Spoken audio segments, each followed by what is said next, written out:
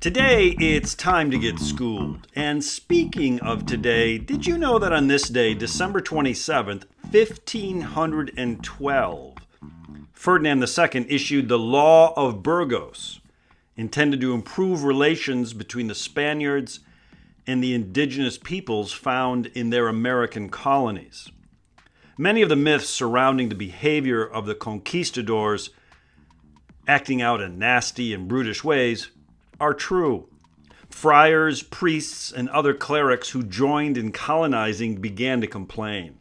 Cruel and inhumane treatment of the native peoples was not pleasing to God. Spain would lose their blessing, and worse, the gold they were so desperate to find.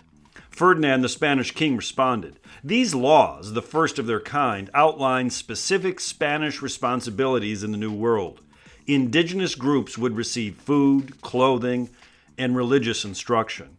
Forced labor would now be supervised and regulated. Attempts to justly compensate were put into place. Though the spirit of the laws of Burgos feels well-intentioned, the letter of the law was often disregarded. Enforcement was nearly impossible. Nevertheless, a precedent was established. What seems to be the powerful lesson of this little tale is that law alone cannot end intolerance, prejudice, and hatred. De facto segregation continues to exist despite the end of de jure segregation. Throughout much of American history, racial discrimination and segregation was enforced by the law of the land. The U.S. Constitution, a compromise document, allowed for the continuation of slavery, and worse, left it up almost entirely to the states to decide the welfare of their black minority. So even after the passage of the 13th Amendment, which abolished slavery, Southern states were able to impose draconian Jim Crow laws that excluded and discriminated against all black peoples. And when Congress acted to end Jim Crow laws in the 1960s, ending de jure segregation, de facto segregation continued.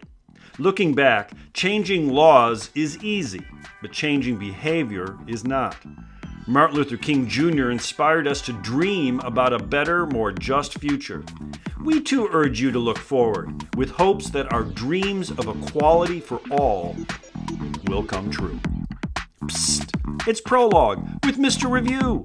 It's a podcast that is actively digging tons of earth to find an ounce of gold, striving for a more perfect union.